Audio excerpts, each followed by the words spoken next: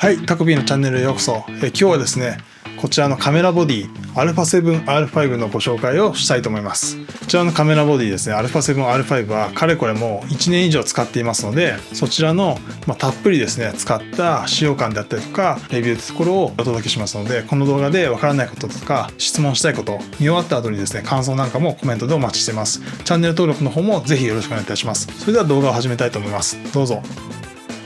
今こちらがですね 24mmF1.4GM のレンズをつけている状態なんですけども、しっかりこのグリップ感もありますし、今つけてるレンズは比較的軽めなレンズではありますけども、もっと全然重いレンズなんかつけた時も全くですねブレたりしないようなしっかりとしたグリップ感があります。あとはですね、なんといってもこの α7R5 の醍醐味とか、おすすめポイントってこれは写りだと思うので、全てやっぱりですね作例を見ていただいて、いろんな焦点距離だったりとかいろんなレンズでいろんな写真を撮ってきたので、そちらの作例を前後半に分けてお見せしたいと思います。それではまずどうぞ。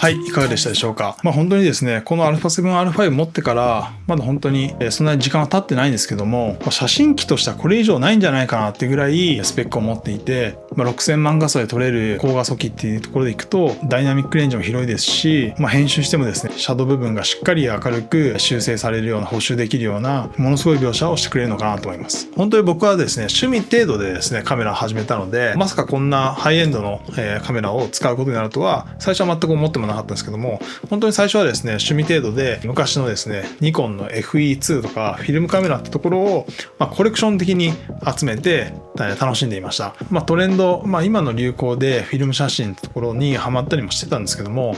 やっぱり自分でじゃあ現像していくかとか、あとはフィルムが高いなだったりとか、やっぱりデジタルのところに興味を持ち始めてですね、デジタルのミラーレスカメラってところを、まず購入したのが α9 でした。α9 は、当時の最新機種ではなかったので、値段的にも少し手軽にはなっていたんですけど、とはいえですね、非常にハイエンドなモデルで、個人的には非常に気に入っていて、かつやっぱりフィルムカメラで本当に詳しくない中デジタルカメラ使い出したので、まずシャッタースピードがですね32,000秒分の1まで撮影できるところに α9 の非常に驚いたポイントでした。どうしてもですねフィルムカメラをもともと趣味程度に使っていた場合は白飛びだったりとか、あと暗すぎるだったりとか露出の調整ってところが非常に難しかったので、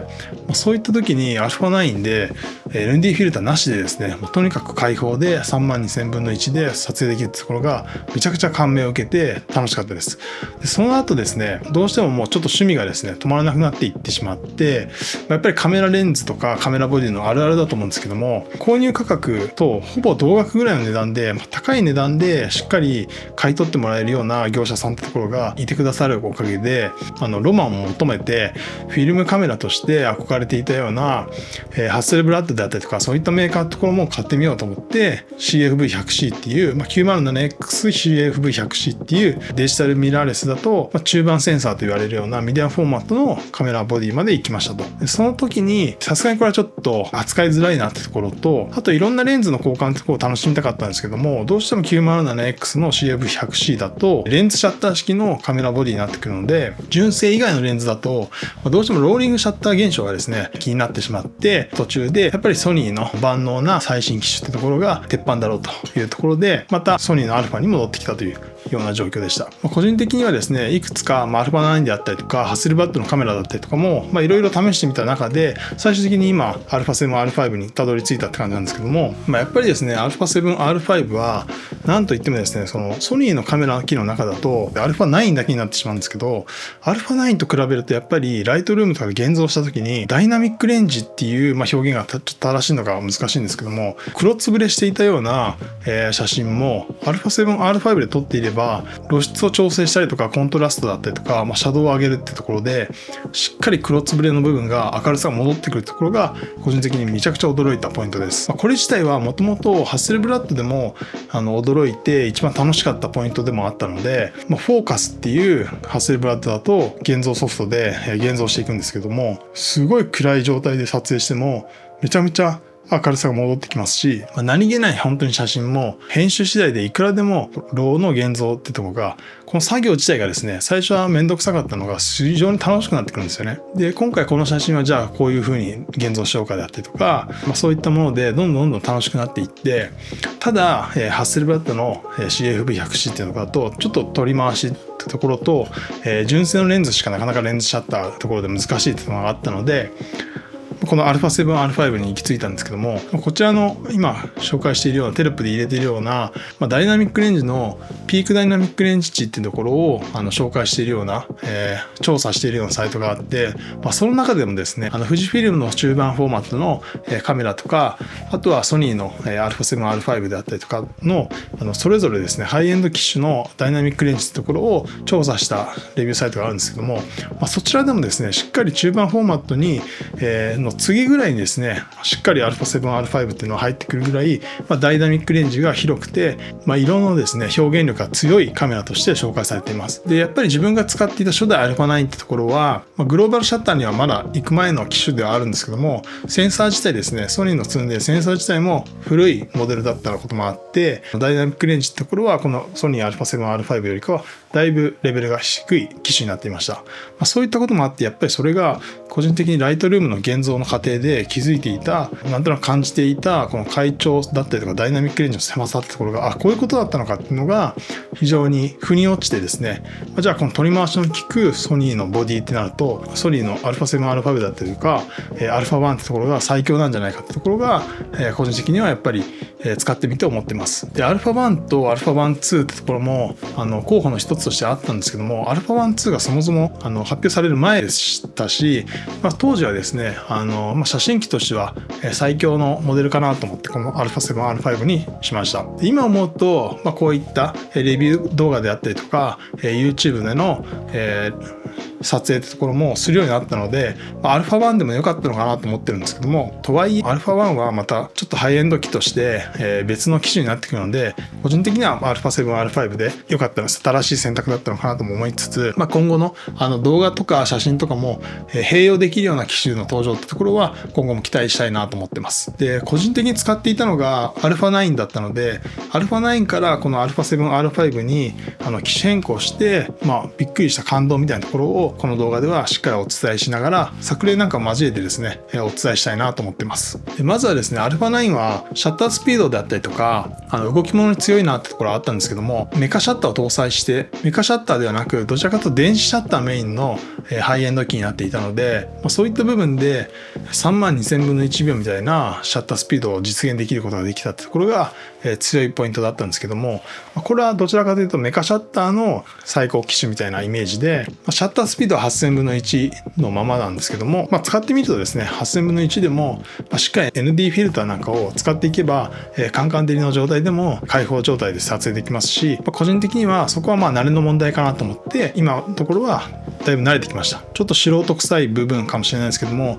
レンズの開放値で撮影するのが楽しいので、どうしてもシャッタースピードを稼げない分 ND フィルターっていうのを α7R5 にしてからは、各レンズによってしっかり揃えるようになりましたね。あとは地味に楽しいのはやっぱり α9 だとクリエイティブルックっていうのがまだなくてですね、クリエイティブルックとはまた別の違う呼び方のプロファイルの指定の仕方だったんですけども、なんていう名前だったかちょっと覚えてないんですけども、やっぱりそれがソニーの最新機種のクリエイティブルックになってからは明らかにですねこの画面で見る描写性能ってところも取って出して綺麗な状態だなというふうに気づきました。あとは自分が使っていたのが本当にその2016年とか2017年の α9 っていう機種だったので、そこと比較するとオートフォーカス性能ってところは格段に飛躍して良くなったなってところと、あとは動画撮影する時の写真機メインの機種とはいえですね、